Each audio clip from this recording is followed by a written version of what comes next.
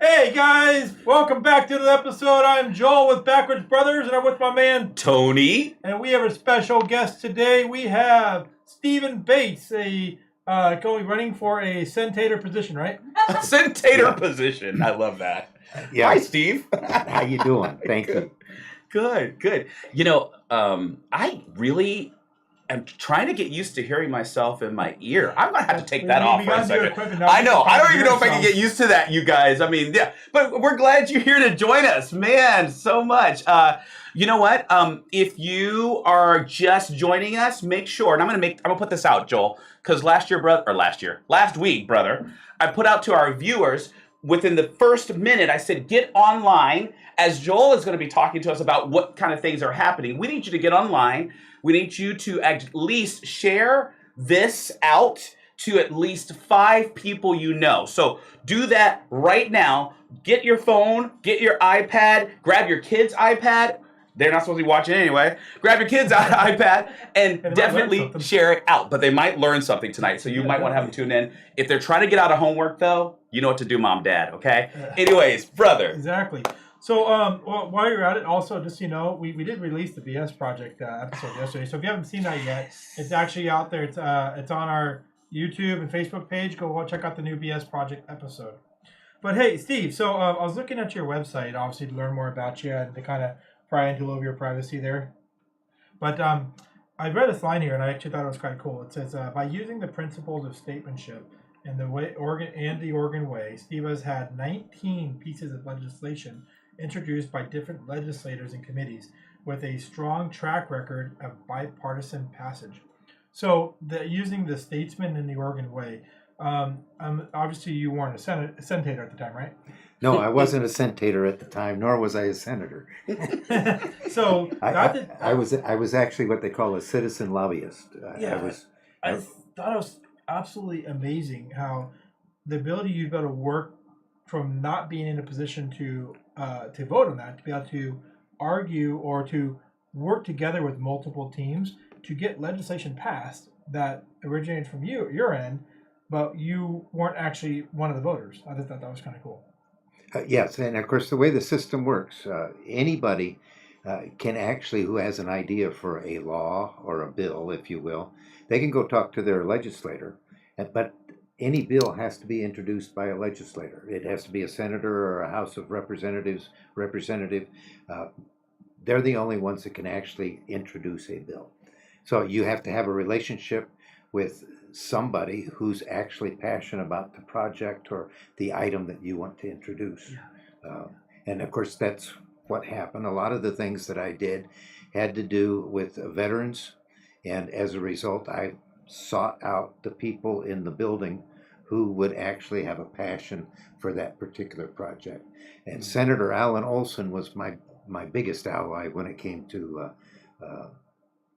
veterans issues. We actually tried 3 different times to get property tax relief for veterans who were wounded warriors.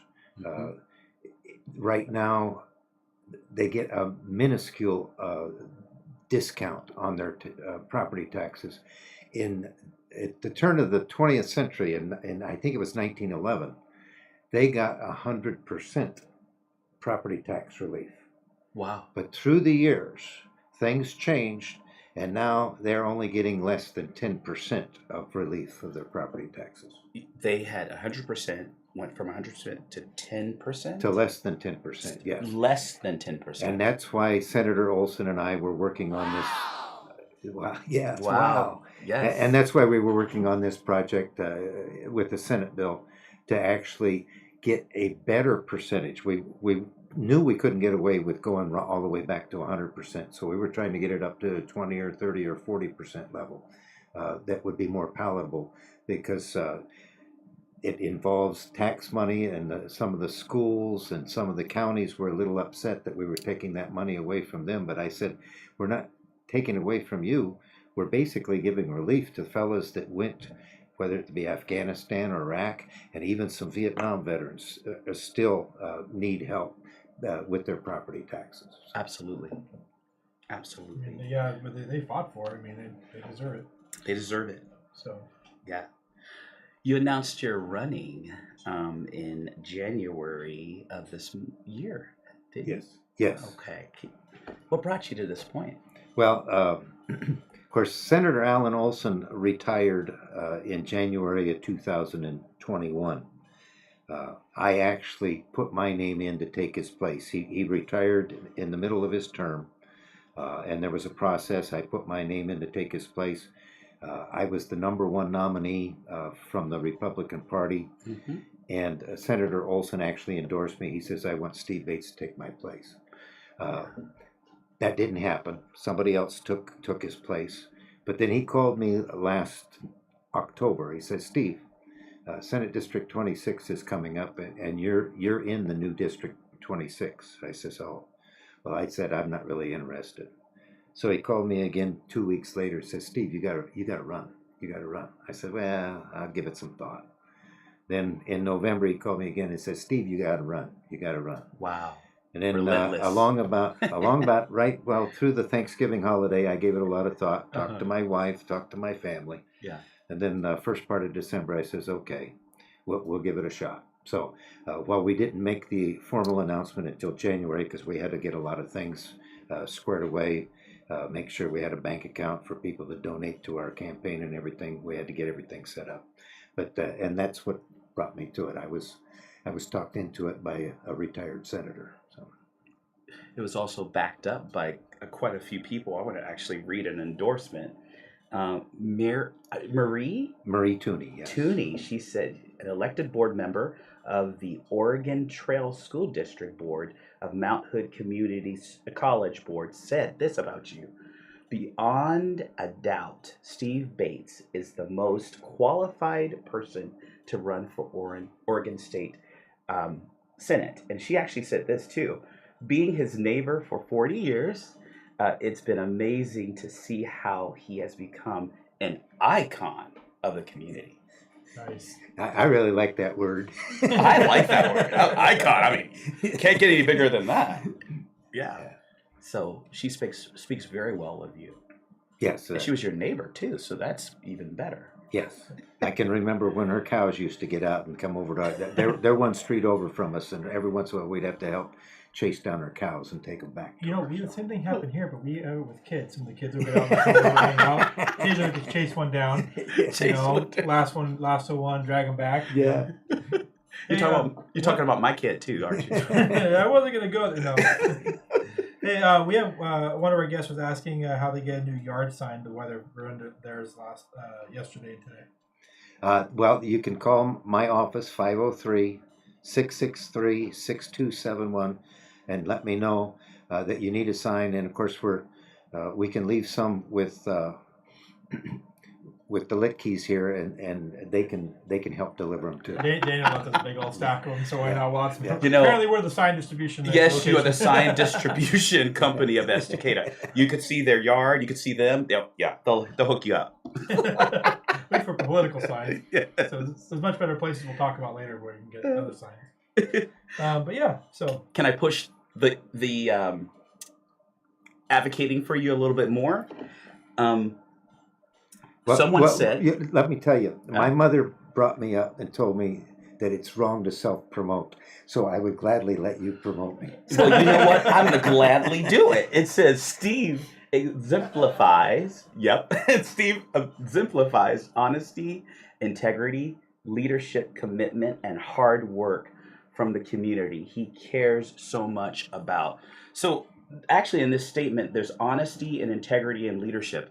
Can you talk a little bit about how important those three things are? Well, you know, I had a 40-year business career, and one of the things that was really important to me was the fact that when I got a customer, it was a customer for life.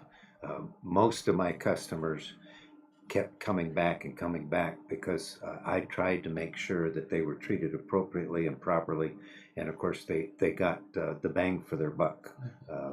You know, that is honor and integrity in where I was brought up, and that was important to me. Of course, my dad was a Baptist preacher too, and he wasn't ashamed to swat me on the behind if I did something wrong. So I always kept that in mind. Did he do it in church? No, he did not. Okay. I used to be a pastor. But I did that. Mom did burn a roast or two because he preached too long. And everybody said, amen. So honesty and integrity and leadership. Talk about leadership. Well,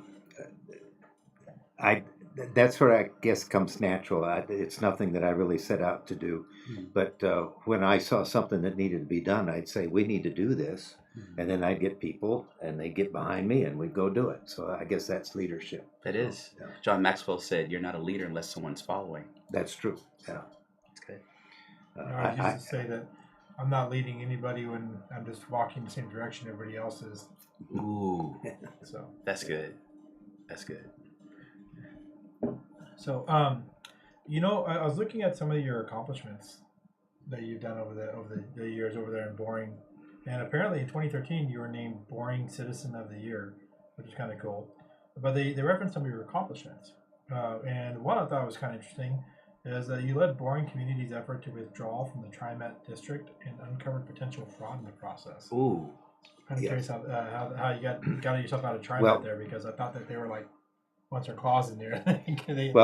And of course, I've lived in Boring since 1977, and when we started our business, every business pays the TriMet tax, and in 1988, I believe it was, Damascus got out of TriMet, along with Wilsonville and Canby. Those three communities were excused from TriMet because they found that there was something wrong with the law, and at that time, to correct the law, the legislature actually excused those three communities from TriMet because they were suing to get out.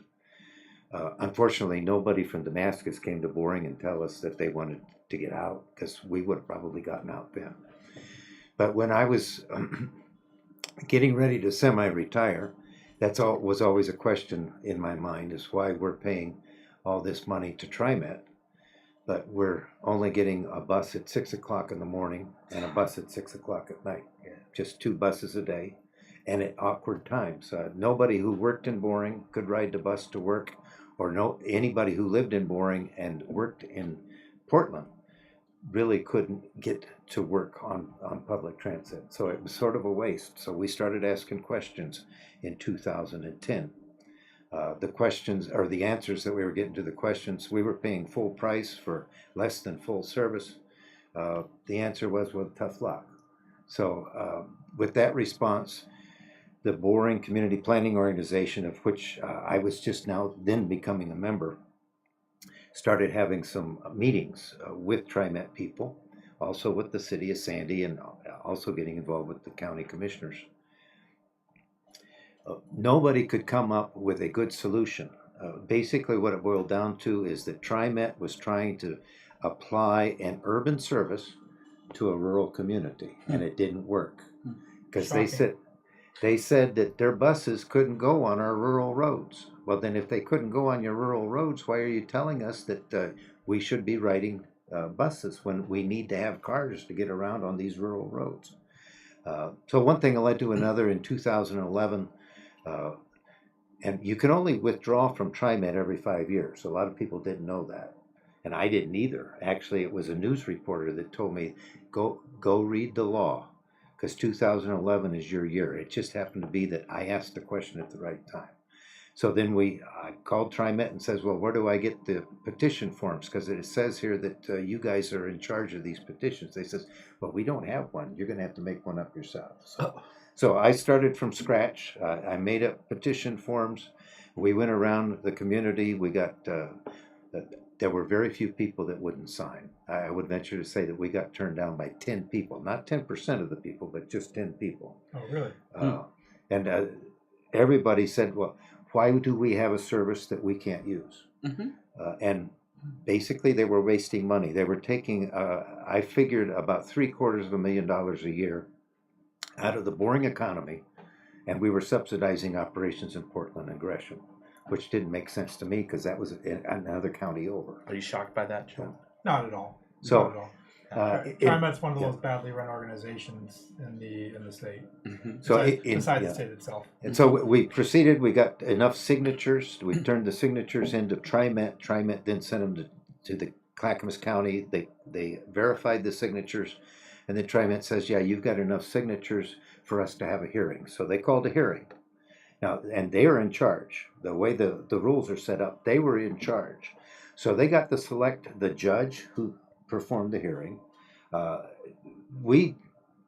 They asked us to help them find a venue. So we helped them find the venue. We used the Nass Elementary School for the venue for the hearing. But from that, the cooperation sort of ended. It was all about them and them winning rather than the people actually getting hurt. The judge who they chose found against the people of Boring and denied withdrawing us from TriMet. Of course. But there was an appeal process, and the appeal process went to the board of directors. Now, they figured that we would quit after the hearing, and the judge said, "No, you can't withdraw." Well, I talked to a few people, and we actually had some business people that said, "Well, this is worth fighting in court. So you go ahead and fight the board, and if need be, we'll get legal counsel and we'll actually sue them," because there were two other options where we could sue, or we could ask for a special election. And the special election would involve everybody in the TriMet district, meaning that the people in Portland would get to vote whether or not Boring gets out or not. Well, that was an option. So I said, well, at least I can keep this in front of people if we ask for this provision. So I actually made a request that they put this to a vote of the people. But in the meantime, I was doing a lot of research trying to figure out, okay, well, what's going on here? Because some of the people that were fighting the withdrawal were people who were operating businesses. They were actually operating businesses for handicapped people. They were more interested in dollars than their handicapped people. And they were actually collecting money from the state, allowance for driving their own bus and taking those clients to the doctor's office or wherever they needed to go. But no, they parked their buses, and they were actually calling TriMet, and TriMet was taking their Lyft buses, which cost TriMet $35 a trip. They were paying them $2 a trip, according to the rules. So they were making a lot. This was a nonprofit, and the owners, it wasn't a nonprofit like what you have. It was a nonprofit where it was for a family. It was a family nonprofit, and this family was making tons of money off the state, and they were actually upset that we were talking about taking away this paycheck that they were getting because they were supposed to be using this ODOT money that they were applying for and getting to run their own buses, but they weren't. That is where we identified some fraud.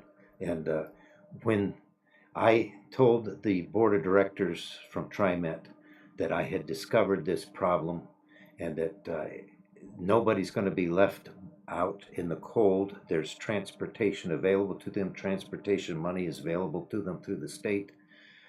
The argument was that you should let us out, and then everybody who needs transportation can get their money from the state and then find the transportation that they need. Well, the board of directors, actually the state legislature caught wind of it, and everybody who was a state legislator that touched Boring signed a letter saying let Boring out, and that sort of broke the camel's back, if you will. And then in December of 2011, the TriMet board voted to grant us an exit effective January 1 of 2013. So that's how that happened. Wow. Yeah.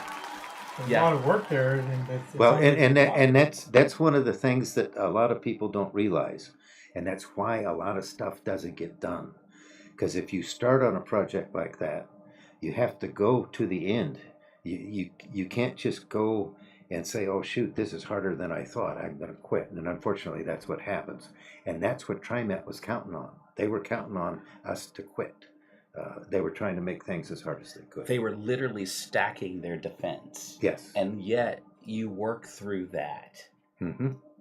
to see it to its end. Well, and that I hope demonstrates to everybody that when there's something that needs to be done, Steve Bates will get it. Well, in fact, there was one of the members of the Boring CPO. She found out that I was working on a project. She says, "Well, if Steve Bates is involved, it's going to get done." And that was the biggest compliment I think that I've ever had. Tenacious. Yes, you know, and that's just a really good sign of what's to come. I'm sure with all the hard work and mythology in there. You know what also is a really good sign? Some of the signs you see around here and things, these are good signs. And you know what also makes really good signs? Whitney Signs. Yes. Whitney Signs is actually one of our great and awesome sponsors. They make signs, banners, they make stickers, all sorts of good stuff. Most of our stickers like these right here are actually made directly from Whitney Signs. So if you get a chance, go ahead and check them out. We have a little commercial here for you, and then maybe give them a call.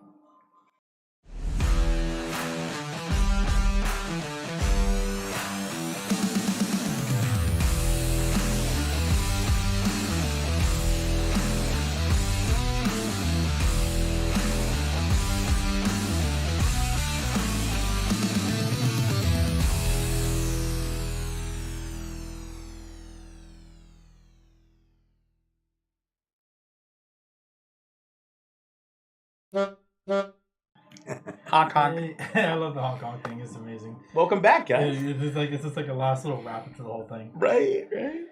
So someone says, what is the first thing you would do if you were elected? Well, one of the first things I would do is I have a big sigh of relief because running a campaign isn't exactly an easy task. But the first thing I would do, of course, I got to organize the office down in Salem. I do have several issues that I want to address. Depending on how the election goes, will determine which items that I prioritize. Because in order to get something done, I got to know that there's going to be people that are going to be working with me in a bipartisan fashion. So if we actually get a Republican majority, it'll be a whole lot easier to do some of the things that I want to do. But one of the biggest... A red wave. Yes. Yes. One of the biggest concerns that I have is traffic congestion. Mm-hmm. I don't hear anybody talking about it other than, they're talking about tolling and that's going to reduce congestion. No, it's not going to reduce congestion. It's going to make people drive where there's no tolls and the traffic congestion is just going to move. We need more lanes.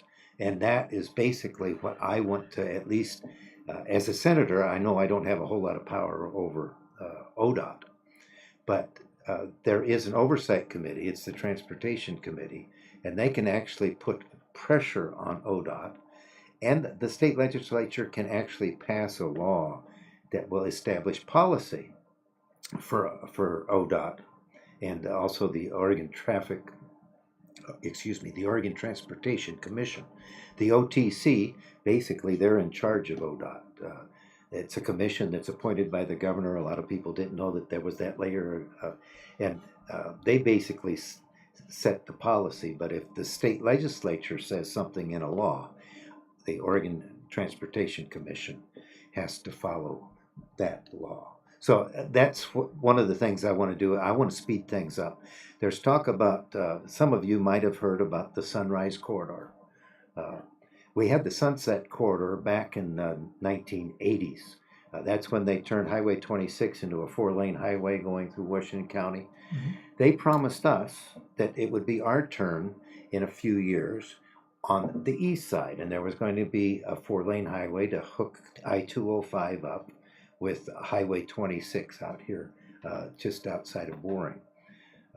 That never happened. I don't know what happened to the money. Supposedly the money was there. No, excuse me, I do know what happened. Anybody know what light rail is? Oh, yes, yes. The original light rail money came from the Mount Hood Freeway, which was the original 4-lane highway from I-205 to Highway 26. The city of Portland and the state of Oregon decided to take money along with our United States congressional delegation. They took the money for the Mount Hood Freeway and actually funded TriMet's light rail. Have I mentioned yet the TriMet is probably one of the most poorly run organizations in the state? I think I've heard that before. Can I take you back a little bit Sure. to the tolls? I used to live in Kirkland, Washington, and we had the 405 corridor, Yes. which ran into I-5. But then you had I-90, and then you had the 205. 550. You have the I-90, the 550 going across the Lake Washington Right. to Seattle. Well, when they put the toll bridge up on I-90, which was the smaller floating bridge, Mm-hmm. everybody went down the I-5 corridor, came up the I-5 corridor, went across 520, created congestion there. So you're right about that. It's almost common sense. Yeah. People are going to go where they don't have to pay. Especially if you're driving to work. Yeah. Actually was at a meeting today where Commissioner Paul Savas made a presentation, and he was talking about this very issue. And he said that basically what tolling is just a referral of the traffic to somewhere else. Mm-hmm. There's no way of getting out of it, especially if people are driving from Vancouver, Washington to go to work in West Lynn or Wilsonville. And if they're going to have to start paying $10 or $12 each way to go to work,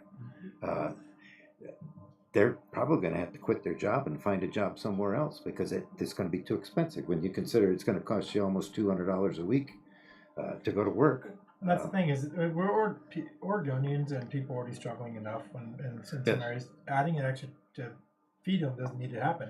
I mean, there's already so many taxes in this state. We're one of the highest tax states, short of California and Washington, highest tax states in the country, and they want to add tolls. That's another tax. Well, and one thing about the way Oregon has evolved, there's been a one-party control now for just about 30 years. And that evolution has actually created an environment where the party that's in charge just wants more money. They don't give you a reason why they need more money. They just want you to give them more money so that they can spend more money. So, and if I get to go to Salem, I'm going to stand up and say no. Thank God. Excellent. One of the, you want me to just tell the next one? Yeah, please. Yeah, one of the audience questions was, what are you most passionate about? And it's interesting because I kind of wrote down 4 passions of yours already, but you already know what your passions are, so go for it. Well, of course, my first passion is my family. I've got 2 grandkids, and I love them to death. There you go. I actually wear 5 hats. One of them is being the head of my family. We also have a small business. I have one nonprofit, the Vietnam War Memorial Fund, which is a nonprofit that was developed to build a Vietnam War Memorial on the Oregon State Capitol grounds. The other nonprofit is the Boring Oregon Foundation, which we established to build a community center for the greater Boring area. And then the 5th one, let's see, I lost track. Did I say that I talked about our small business? That Yep. I'm still the chief executive officer of that small business. Now, can you give us a little tidbit? Because you told me when we were talking about how much a normal fire engine, that's a ladder engine, would cost. Well, and to help everybody understand, the last 25 years of my career, I was involved selling fire trucks in the western United States. And so that's where this subject came up. The last fire truck I sold was, I think, $538,000. That's a lot of money, and that was just what we call a pumper. Yeah, and that was just a pumper. Now you get these long ladder trucks, like they call them hook and ladders. That can be as much as $1.2 million today. And we were also talking about the way inflation is taking off. Heaven only knows what that's doing to the fire trucks. I don't sell fire trucks anymore, so I haven't checked the prices lately. Gotcha. Yeah, actually, someone actually just said, since my computer's working, someone was actually saying I could listen to this guy talk for hours. He is so patient and easy to understand, not like other politicians. And I have to agree with him, actually. You have a very smooth way of talking, and you seem very confident and knowledgeable about what you're talking about, and it's kind of refreshing. So if only they could see my knees shaking. Well, it's really funny you say that because you actually calm us down. Usually we're going at it, but with you here, it's like. Well, I guess it comes from age. You know, I used to be. Well, let me borrow some of that. Yeah. I thought you got enough age there, Tony. Oh yeah, he's starting up. He's starting up. Hey, you open yourself up. Look, my daughter just turned 12. That's all I have to say. I rest my case. Start. Gray hair. So. Hey, also someone said, get it done, Steve Bates. Yes. Well, thank you. In order for me to get it done, I need for everybody to vote for me in the primary, May the 17th. Your ballots will be coming out. They'll be mailed April the 26th. So by the end of that week, you should have your ballots. Fill it out for Steve Bates. Send it in. You can vote for other people too, for other offices, but make sure when it comes to Senate District 26, you vote for Steve Bates. I'm sure most people who watch the show know how that part works, but just in case, when you're voting on April 17th, right? May 17th. May 17th, right? That's for the preliminaries. The preliminaries are how you get them on the ballot for the official election later. That's basically saying who the party is going to be. Now, it's a nominating primary is what they call it. And I look to be the Republican nominee.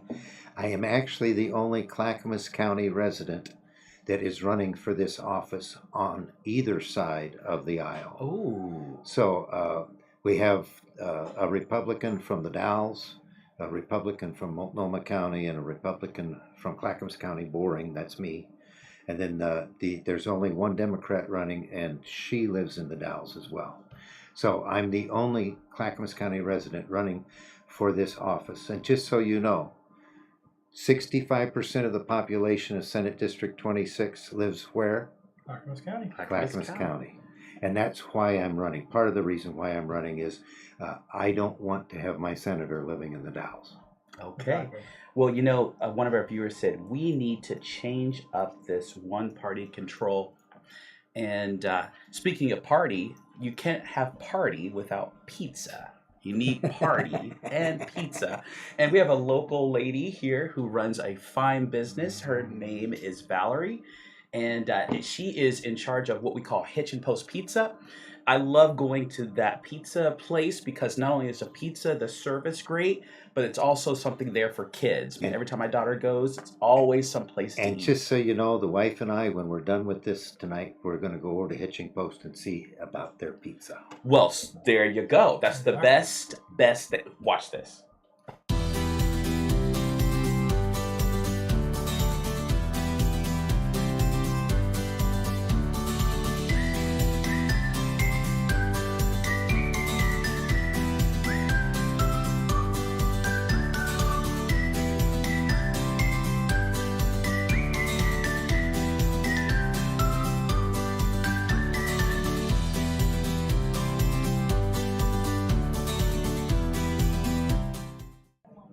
Hey, we're back, guys. Hey, guys. Hey, you know, for those who, just in case you can't see Steve because he's a little bit farther back here and stuff, we wanted to give you a nice, good picture of him. Let's go ahead and pop that up real quick. There you go. That's a good close-up on him. So, and mind you, I was 8 years younger in that picture. Hey. You know what? You look that way right now. So everybody can have a Steve in your living room. There you go. Nice. So, someone else had just said, speaking of ODOT in May, between May 24th and September 5th, 2022, a timed use permit will be required for each personal vehicle assessing federal lands adjacent to the waterfall corridor between 9 a.m. and 6 p.m., just east of the Bridal Veil off-ramp, exit 28, to Ainsworth State Park, exit 35. There's a little quick bit of information, I guess, in there. Yeah, and part of that has to do with congestion. That area is one of the most traveled areas in East Multnomah County, and they're doing that to reduce congestion. If anybody has been on Highway 30, especially on the weekends, the old scenic highway, sometimes you're stopped because there's no place to park, and then somebody says, well, I'm going to wait for that guy to leave, and then it's just terrible. So that's part of the problem, and the way that they're addressing that is basically punishing everybody financially, saying, well, you're going to have to get a permit in order to get into that area. I can't say that I like the idea, but from a practical standpoint, we can't make the old Highway 30 any bigger. And of course, the parking lot out on Interstate 84, when it's crowded, when it's full, nobody else can get in there. So this is a way of at least handling the problem for now. We have to look for another solution in the future. You know, one of the things I saw in here, and I haven't seen it in any other candidates running, but one of you're very mindful of catastrophes or possible catastrophes because you're looking to further the efforts to reclaim and activate the Willamette, I can't say it right, Falls Locks? Yeah, the Willamette Falls Locks. Mm-hmm. If you have an idea that we're one of the few states that are blessed with navigable rivers. You know, there's the Columbia River, and the Willamette River is also navigable to a point. There are locks at Willamette Falls in Oregon City and West Linn that actually were decommissioned by the federal government because all the locks and dams are controlled by the U.S. Army Corps of Engineers. But there's an effort to reclaim those locks so that we have a navigable river between Portland and Salem. If you think about this major earthquake that they keep saying that we're going to have, the highways as we know them aren't going to be standing. I mean, if it's as bad as they say it's going to be, you're going to have roads buckled. You're not going to be able to drive anywhere. So how are you going to get? There's going to be airports that some are going to be damaged and some aren't.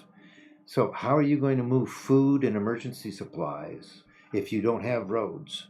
You do have air, but there's only airports every so often. You know, there's one in North Salem, there's one in the middle of Salem. But how are we going to get supplies down there? Or if in the fact we're the ones that are hurt the worst, how are you going to get supplies up here? Well, if we had locks that worked, we would have navigable waterway that at least we could ship things back and forth between Portland and Salem. And that's something that I'm very much in favor of. Yeah, I can see the idea of that, but my question would be, or off the top of my head on that one, if the bridges and the roads are damaged, wouldn't the locks also be damaged as well? It all depends on how the earthquake, I'm saying, would they be retrofitted specifically so that they might be able to take an abuse like that? I believe that's anything the federal government is doing now basically has to have earthquake measures in the construction and design. We get the federal government to do this. Yeah. Yes, it's federal government property, and it's taken, I know of at least 5 years that they've been going back and forth with the Army Corps of Engineers, the Coast Guard, and the state. And they finally finally are in a position to where they're starting to look and actually get money in a budget to actually start to the process to reclaim them. So, gotcha. I feel like you had a follow-on question to what you were asking there. No, actually, I just thought that was thinking forward. One of the things you said, you also intend to support issues such as community college funding, prioritizing vocational education, and replacing the Clackamas County Courthouse. Yes, the Clackamas County Courthouse, I believe now, I don't know if it's fully funded or not, but it's close to it. Representative James Heeb, who took the place of Christine Drazen in Salem, he's from Canby. He actually was able to secure more funding for the Clackamas County Courthouse. And I honestly, I'm sorry, I don't know exactly where they are for funding, but they're getting closer and closer. The Clackamas County Courthouse down in downtown, the old courthouse, of course, we've outgrown it. And number two, it actually sits on sand. It's not on a rock foundation. As a result, this major earthquake will just cause it to slide into the Willamette River. So what about promoting, this was really interesting, promoting vocational education? That is very important to me. I don't have a college education. There wasn't any money in the bank when it was time for me to go. My dad, on his deathbed, apologized to me. I'm the only one of his kids that didn't get a college education, or at least a year or two of college. But I was able to overcome that.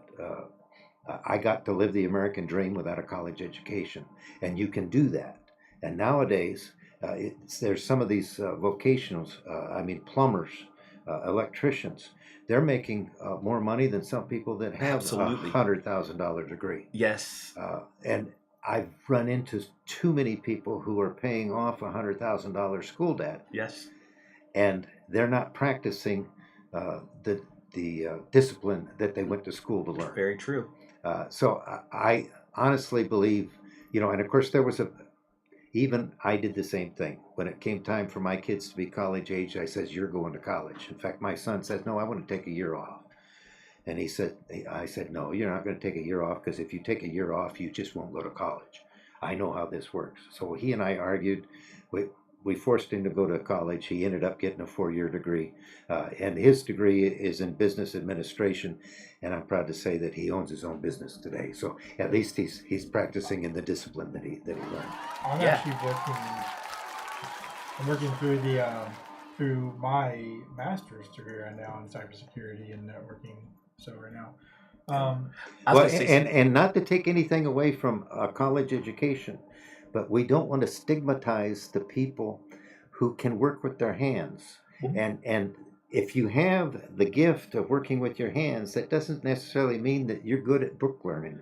So I got to tell you, I think the story you just told about your son already illustrated where you stand on that. Yes. You didn't go to college yourself, but you're saying you will go to college. Almost a satire. I was almost thinking, what? How did that, So. Well, yeah, and like you said, people who work with their hands. I mean, I have a really good friend that's an electrician, another one that's a welder. And making good money. They make really good money. Without those guys here, we wouldn't have the studio. We wouldn't have houses. We wouldn't have most of the things we use, cars, all that. People that use their hands. Yes. The other thing about this issue too, it sort of bothers me, because back when I went to school, actually in elementary school and junior high school, they actually tested you for what your abilities were. They put me in a college prep program because I scored high on the SATs. So I was ready to go to college, but again, the money wasn't there. And of course, back then, I'm talking over 50 years ago. Did he say back then? Yeah. He didn't say back then. 50 years ago, 50 years ago, you couldn't borrow money to go to school like you can today. That's a big change. Yeah. One of our guests actually says, yes, more vocational classes. I'm 100% okay with funding vocational education. We need more professionals that can build and fix things. Yes. Yeah. Yes. And if you look at some of the backlogs that we have in construction, it's because there aren't enough skilled laborers. We need more skilled laborers, and that's also one of the things that our education system is supposed to be feeding our business system, if you will, with employees that know how to work. Thank you. Thank you. Exactly. So this is $1 million question. It's not a, but how do you feel about Mr. Biden, President Biden, and how he's leading our country? If you need help, we got a photo for you. The only thing that I appreciate about Joe Biden is he likes ice cream, and so do I. Well, what did I say? It was coming up again. Oh, there you go. Yeah. Oh, well. Yes. Well, I mean, that's when he can remember what he's walking and doing and not staring at walls. I do have to ask you. Apparently he has a lifelong brain freeze from that ice cream. A lifelong brain freeze. Oh. I have to let that stand on its own. Take that in, guys. So back in back of you, right in the back of you, we have a tribute to the 13 fallen soldiers. Oh, did it come up? Yeah, there's one more. Show them my favorite. Show that again. Yeah. Uh-oh. Read it, bro, before I get back there. Read it. Yes, that says Biden, the quicker fucker-upper. Oh. And what's the other one, Brandon? Bring the other one up. Our producer put that out there. What is that? If I only had a, the thing. If I only had a, if I only had a brain. And here's a favorite one here. Yeah. Yeah. Oh. Shits and giggles, the world's greatest clown show. Okay. So, I know how you feel. We know how you feel about veterans. Right behind you, there is a tribute to, and it's actually one of the most memorable shows that I think we've done, and I did with my brother because he is a veteran himself. But we honored the 13 fallen soldiers who were abandoned and left over in Afghanistan. Yes. And that, I think, for me, I mean, there's a lot of things that I find problematic with Joe Biden, or President Joe Biden. He won't say that, but President Joe. Well, he is our president. Yes. So, So President Joe Biden, but this one took the cake for me. Yeah. What did you think? Well, I was appalled, not only for those 13 veterans, but all of the other Americans that were left behind too. That was just terrible. I mean, they found excuses for what they did, but they just didn't do any planning. And I would have fired the chief of staff of the military because they let that happen. There's the blood of those 13 soldiers on their hands. But I'm not a veteran, so I have a difficult time speaking out about the way the military works because while I was in a Marine Corps ROTC program in high school, I learned a lot about the Marines, and I have great respect for our Marines Semper Fi.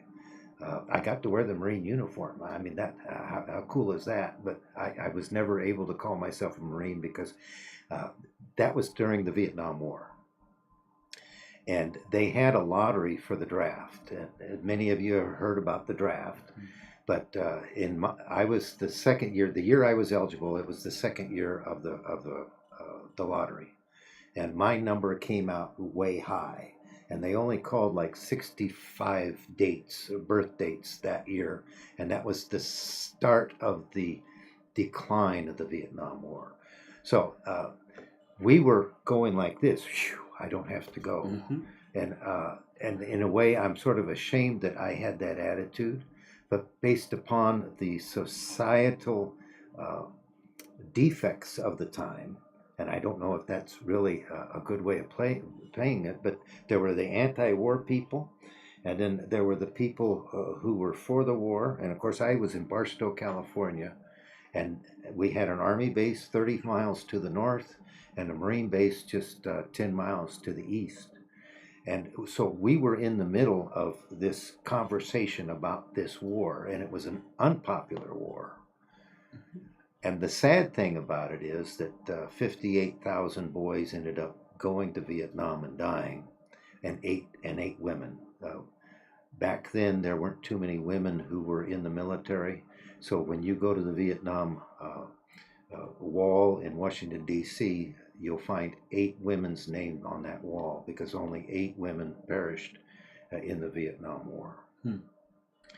But because of the way that war ended in a stalemate, just like Afghanistan, 58,000 boys gave their life serving their country, but nothing came of it. And for that,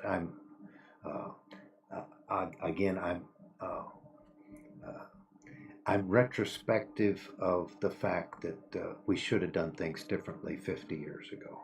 Sadly, that was well said. I wish it didn't have to be said, but it's well said. Steve, I'm a veteran, and I can tell you, and I've been in war, so I can tell you, don't feel any guilt or about not going. Feel lucky that you didn't have to go and experience that. I mean, that's something that I wish no one had to experience or deal with. Well, and as I've gotten older, knowing what I know has made me more appreciate people like you who have served. Yes. And like I said earlier today, I owe a debt of gratitude for everybody who did serve in the Vietnam era. 58,472 gave up their American dream so I could live mine. That's it. And I'm not forgetting that, and that's why I have a passion to make sure that we treat our veterans the way they should be treated, because I also saw how the Vietnam veterans were treated when they came home. Oh, they were treated so terribly. Yes. Spit upon By their own people. And I even had a couple of them tell me that when they were wearing their uniform, they got off the airplane in San Francisco, they were changing planes to come to Portland, and they were actually chased through the San Francisco airport. People were wanting to beat them up. Yeah, I never had experience that. I had people that actually had signs and stuff and welcoming me home when I came back. Well, and because of that too, I used to travel a lot. I was on, I don't know how many times that I was in the Atlanta airport waiting to change planes to go to either Philadelphia or to come back here to Portland. And we had some of our Afghan veterans coming home in uniform, and we'd stand up and we'd shake their hands and say, thank you for your service. But our friends from that served in Vietnam, they actually had to tell themselves, each other, welcome home, because nobody else would. Tony is a big advocate for military and veterans and law enforcement. So Yes. it's one of the, I think it's one of the key things that really caught me about him is how much he really pushes out for that. So Yeah. not to speak your story. I'm glad you did. But yeah, It was your story. That's I can't. You already know what I think. Yes, definitely. Someone said here, it says, I love the fact that he is aware. I love that he is aware of the fact that since he isn't a veteran, it is harder for him to speak on that. But his support for veterans is felt. Thank you. Absolutely. Absolutely. Yep. And also, someone said they love your answer, Steve, in the brain freeze comment. And the fact that I'm sorry, I'm reading something that's old. It says they are still being treated horribly. Someone says. Well, it depends on where you are. Wherever I go, the Vietnam veterans are being treated a whole lot better than they were. And actually, the Vietnam Veterans of America was formed to make sure that the Vietnam veterans got what they deserved, and that organization actually was successful in conjunction with the VFW and the American Legion in getting Agent Orange. I mean, however many years that took for Agent Orange to actually come to the forefront, and actually the federal government actually started helping the people who were infected with Agent Orange. I believe that at least society is treating them better and than before, but because of the neglect of Agent Orange and whatnot, we're losing 8 Vietnam veterans a day, and many of them, including former Secretary of State Dennis Richardson, was a Vietnam veteran, and he died of brain cancer, which I'm certain was a result of exposure to Agent Orange. Yeah, that's a big thing people don't really talk much about and stuff. So, and especially the way that they treated them back there, and there's even groups of people today, pockets of them that will still disrespect and treat veterans badly. I mean, just as much as they go after law enforcement. Law enforcement is a form of veterans, and Yes. it really pisses me off. And being a patriot of the and a solid supporter of law enforcement, and a patriot of the country, I really get pissed off at some of the things I see sometimes. So there's nothing better to express how much you get pissed off as a patriot than sometimes to have shirts, hats, mugs, and things like that, expressing how much you get pissed off as being a pissed off patriot. And so we actually put something together in our merchandise area that talks about and gives you a chance to express how much you can be as a pissed off patriot. Let's take a quick look.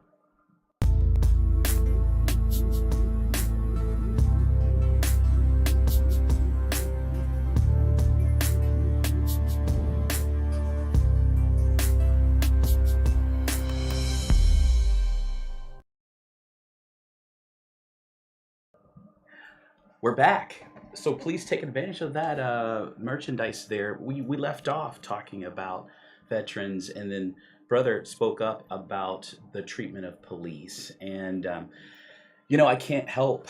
I'm gonna actually say it. In some segments of our country and population, there's more crime than others. And I have to, by the way, as we're talking, bring us back to what happened in New York yesterday on a closed train. which is a, by the way, terrorist attack. And the guy wasn't dark-skinned, he was black. And also, he wasn't the alleged gunman, he was the gunman. So I wanted to correct some media language to just actually put it out there. And I understand, I believe today they actually put him in custody. And they put him in custody. So we'll see where that goes. Yeah. Hopefully we get to see it to its end and not, Anyway, what I want to ask you is about police officers. Well, number one, I'm 100% behind our police and our sheriffs and the sheriff's deputies. One of the things you have to understand that part of my business, I made a living selling bulletproof vests, or at least my people sold bulletproof vests. We were one of the companies that introduced what they called Second Chance. That was a brand name that came out of Michigan. The Second Chance vest, we introduced that here in Oregon. My business did. We enjoyed working with the police departments. We enjoyed working with, I've got a lot of friends that are retired police officers. But one thing I want everybody to understand, that while, there's an attack on funding the police, we're already in trouble, because today there's 50% less state troopers in the state of Oregon than there were 20 years ago. When there was 9/11, there were twice as many state troopers in the state of Oregon as there are today. And think about that. Since 9/11, our population has doubled in size. It went from 2 million to 4 million. So we have twice as many people and half as many state troopers.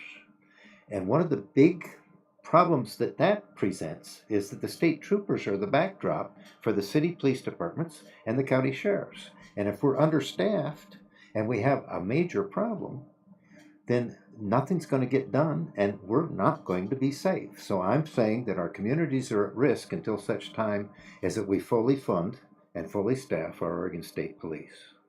Because of morale, I've talked to a lot of police officers. Their morale is down. And the last 2 years brought and tanked that for them. And that totally makes sense, because they're having to work harder. They're having to put in mandatory overtime. Now, mind you, when you have a job that exposes you to situations that causes PTSD and you're having to spend more time at that job, that actually it denigrates their mental health. And that is one of the things that we need to make sure that we get more police officers hired and make sure that we have enough so that nobody is overworked and everybody can get the time off that they need. Because after any major event, especially a shooting, some of these police officers have to take some time off, and they actually have to go see a psychiatrist, and they have to pass certain tests. And while they're off work because of that, then you have other people having to take their place. So we need more police officers. Well, exactly. I mean, they talk about wanting to get law enforcement training and everything else, and they need to be better trained. Well, when are they going to get training when there's the people that are arguing that are defunding them, taking that funds away, causing them to be less law enforcement, so they can't get the time to go train because they're having to do the job in the first place. Yes. So you actually said something too that made a lot of sense, but something to consider is by them having to work longer mandatory overtime, they're actually increasing their risk factor, because not necessarily the fact that they're more tired and worn out, but they're exposed to that longer on the shift. And so while they accept a certain risk factor of, yes, while I'm on the job, this might happen to me, now they're adding an extra 10 to 20 hours a week onto that. That's doubling their risk that they're taking, and their family the risk that their family's taking. And no one's a robot. So if you're going to burn someone out, they're going to make more mistakes. Right. Yeah. If they make more mistakes, there's more cameras to capture those mistakes, which is a never-ending cycle. Yeah, exactly. And of course, everybody wants to use the cameras in order to actually tear down the police. Yeah. A viewer says here, brother, you want to read it or? Yeah, I get it. Yes, more officers and more training so they can handle major events, and they can have the proper training to handle situations. Less funding means less training and less officers. Exactly what we were just talking about. Exactly. Yeah. Lands right on there. So It just, I mean, it really frustrates me. And you see things what happened in Portland. There's another side to it. Law enforcement are there to enforce the laws. They're there to capture the criminals, people who violate the laws, and then hand them over to the district attorney or the prosecutors to prosecute those laws, and the rest of the judicial system to run them through. But when they catch the bad guys, they put the case together and they deliver it to the district attorney, and then you get a district attorney that just releases them. That's a morale issue, because it basically makes all your job, all your work, all your risk, everything you just did for absolutely nothing. That's right. And one of the things that, of course, I consider myself a law and order candidate.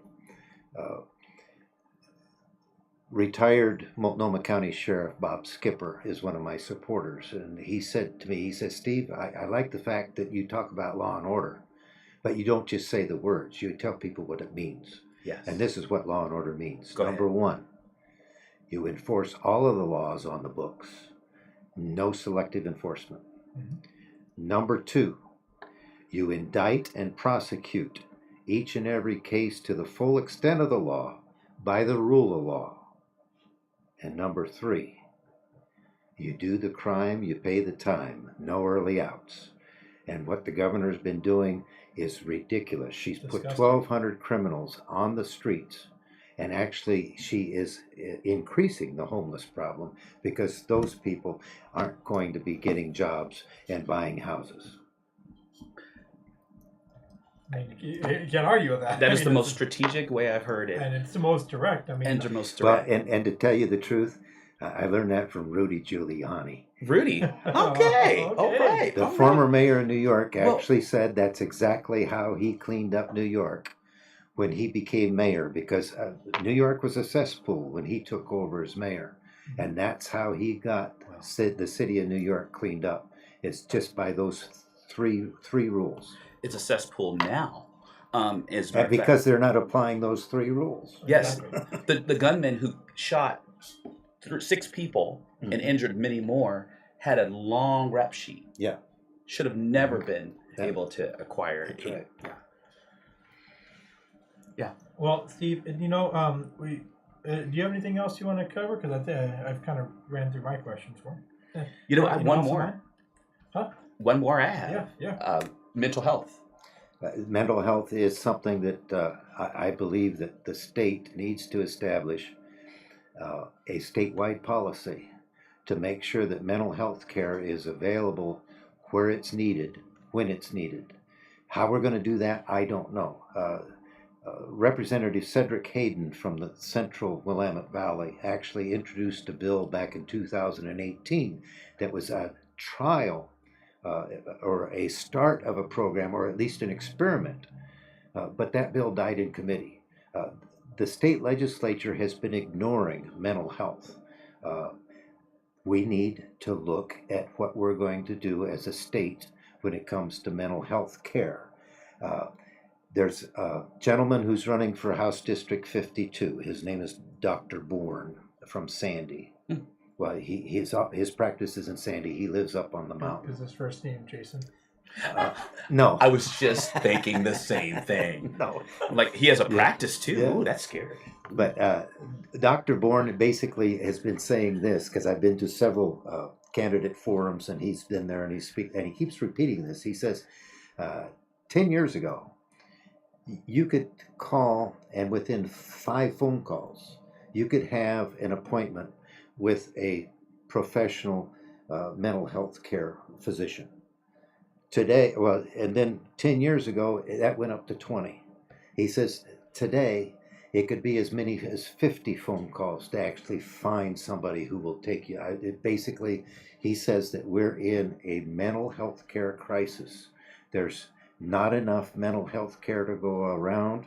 And of course, what are we going to do? How are we going to handle increased mental health care cases? So this sits really close to me because I have a private practice and I have a waiting list from here to California, and I'm only one person. Yep. And I had to even take some time off to even give myself some time to recoup. Mm-hmm. I don't think we're going to capture the mental health issue until we can't capture the drug issue, because they go hand in hand and they're comorbid.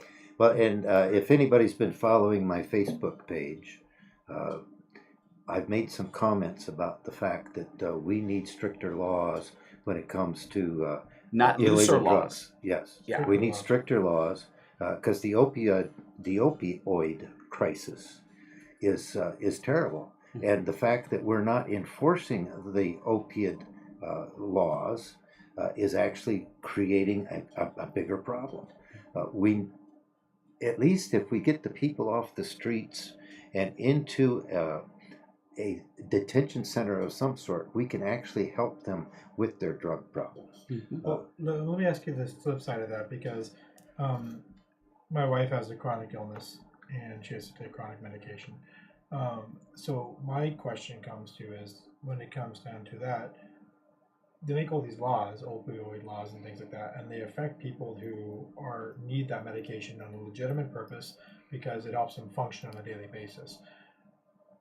How do you balance that out without punishing those who actually need it or making it hard or impossible for them to get their medication? And that's a very good point because I'm getting ready for an interview tomorrow in Portland with Willamette Week, and I'm anticipating that they're going to be asking me questions when it comes to guns.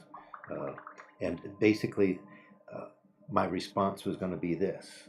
No matter what we do, it seems as though that certain people say that the answer to any problem that we have, whether it be guns or drugs, is we actually violate or take away the rights from the honest people, and we don't really solve the problem. So I understand what you're saying. Any laws that are on the books today, I don't believe actually affect people who are using the drugs legally. It affects people who are using them illegally. I would have to disagree on that. It's been kind of painful for my wife to get in and to do through managed pain care and things. And okay. The hoops and things. Well, and that's okay. That I don't believe that has to do with state law. That I believe that has to do with the medical. What's the word I want? The medical care companies have set things up to where I can't go see my skin doctor unless my general practice doctor sends a referral. Your PCP, yeah. So I'm thinking that part of what you're referring to is the apparatus that has been set up to protect the medical people so that they're insured to make more money. Well, yeah, and my wife just actually wrote a comment in here. It says it's the doctors being afraid of losing their license. It might not be the law. Oh, okay. So I wasn't aware that, and I'd be curious to find out which part of the government would be in charge of inspecting a doctor for prescribing opioids. And now that you mention it, some veterans have told me that even the VA was stripped of any opioids because there were so many opioid problems with veterans. So it's coming back to me. It's a hard conversation to have. It's a very, and so it would be kind of interesting to maybe we can inquire with. Well, and one thing about running for office, of course, we have these discussions, but a lot of people don't realize that the Senate and the House, they actually have committees, and these committees actually research this sort of thing. And they bring in stakeholders, whether it be people who have a problem, like what you're talking about, your wife experiencing some difficulties. And we also bring in the stakeholders from the medical companies or the medical doctors, where the doctors can say, look, I have this problem.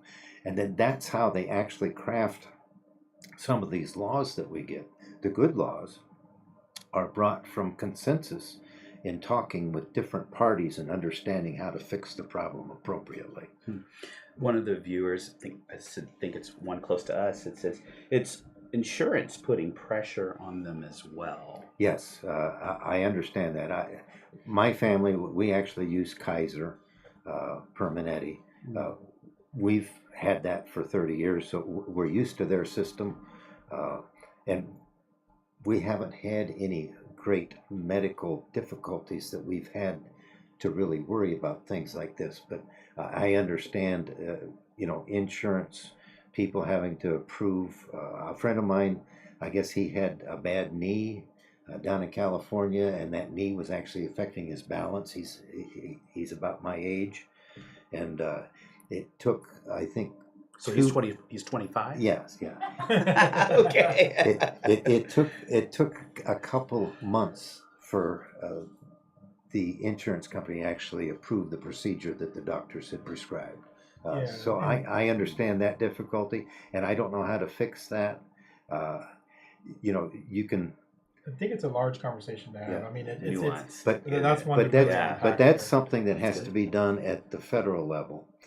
A state law wouldn't really affect that because the federal government is the one that passes laws that the medical people have to follow because it involves going across state lines. So Gotcha. That makes sense. Yeah, like I said, it's definitely a larger conversation that that definitely needs to happen out there because it seems like it always seems to kind of weigh against. Same with like gun laws you mentioned. It weighs heavily against the good people, and they seem to take the brunt of it, but they're never really attacking the problem. yeah, What it well, is. I mean, I don't know how many gun laws that we've passed in the last 8 years here in Oregon, but there's more gun violence in Portland than there ever was. So apparently those laws aren't really working. So another factor is, I think we have a couple more minutes, but another factor is our economics. Right now, we are, I think it was today, 41%. Where did I get that percentage from? But we are definitely in a financial crisis where gas is high. Yes. And But food yeah, prices, energy prices prices. have gone up about 40% over the last year. And there's not a whole lot that we can do here locally. Basically, the policies of the brain freeze chief have actually set things up for us to have what we have. Inflation, now we lived, you guys weren't around in the late 70s and early 80s. We actually lived through some terrible inflation. But it was actually fun for me because I was able to put money in the bank and we were making 8% on our savings, if you can imagine that. Wow. Because as inflation goes up, the cost of money will go up as well. So interest rates are going to go up. And unfortunately, that's going to kill the housing market because when the interest rates get so high, nobody can afford to buy a house. So I was watching a program yesterday, and one of the financial gurus of our time basically said that we've got a recession coming. We're not sure how bad it's going to be, but be prepared that it's going to hurt.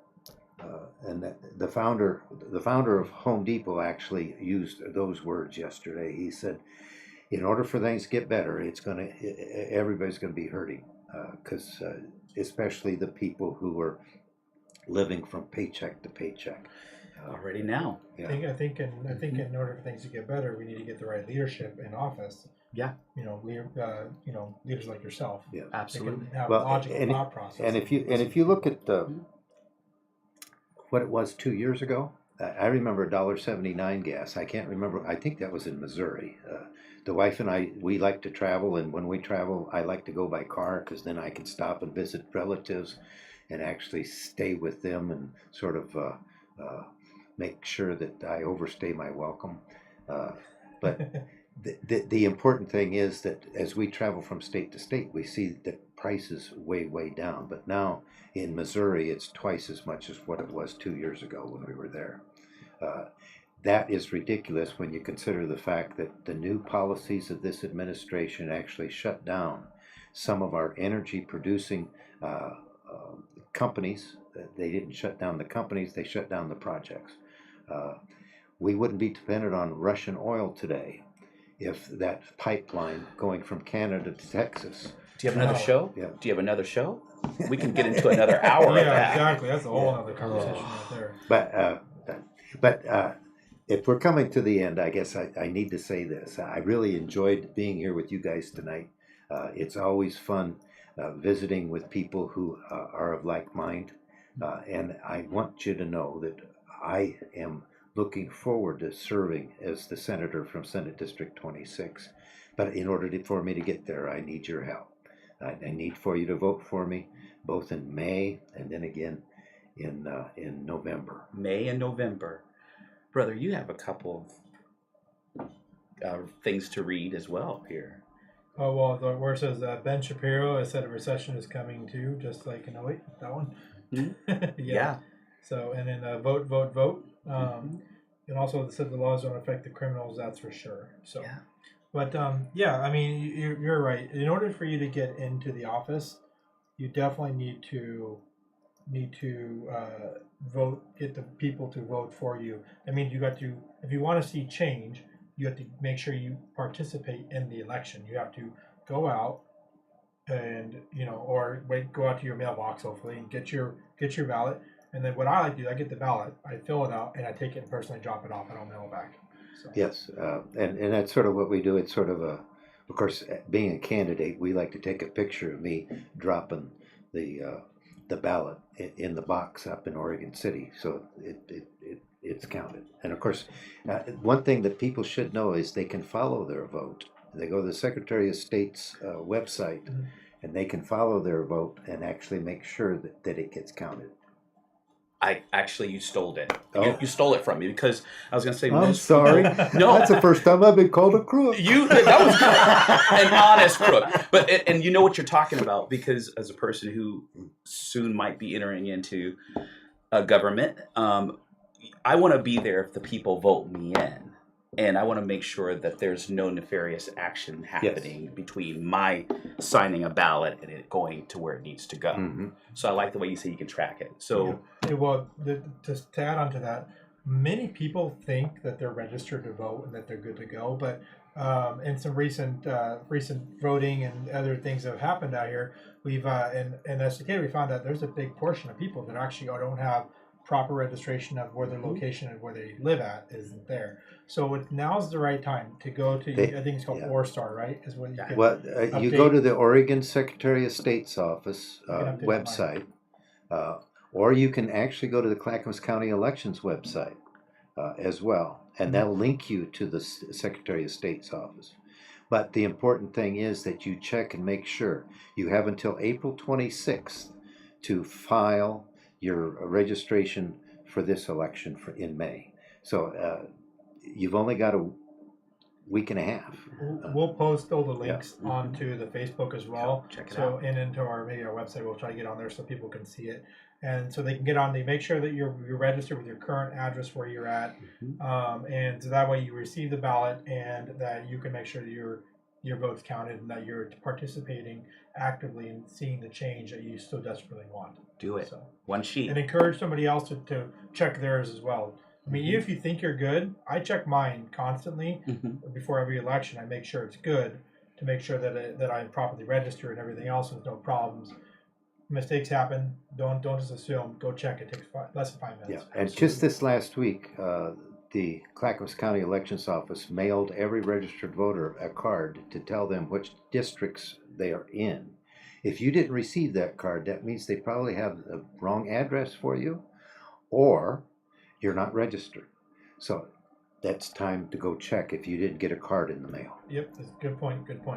So, okay, well, let's do a round robin before we head out. Do you have anything left to go? Yeah, there's a couple more. Oh, a couple more comments? Yeah. Let's see what we got. Okay, it says, register to vote and participate in the primaries in the election, sorry. Vote Steve. Yes, absolutely vote Steve. And the last one says, Jay and Sapat said they have theirs set up and ready to vote. All right. Well, your voice matters. And exactly. Your voice matters. And I think I'm going to say this, Sentator Steve. Sentator Steve. We are so glad to have you at the table tonight to speak with us clearly and concisely where you stand. And so we appreciate you being here. Well, I appreciate the opportunity. I really do. All right, excellent. Well, we want to give you a chance. If there's anything left you want to say right now, and before I close up the show. Well, I guess I'd like some ice cream. Check Nancy Pelosi's refrigerator. She has some there. You have kids down here. As long as you don't get the permanent brain freeze, we're going for it. Yeah. Thanks you guys so much for watching. Thanks for joining us this week and every week before and every week going forward. Please, if you get a chance, take a minute to check out our website, check out our merchandise, check out Steve's website. It's actually linked in the description, so you can get a chance to jump right over there for him. Send him any questions you have. I'm sure he likes lots of emails. And join us next week. And don't forget also tomorrow, Campfire Discussions with Brandy, 7 p.m. She's always got some good topics and fiery discussion going on. But yeah, we will see you next week, 7 p.m. And have a great week between now and then. Good night. Good night.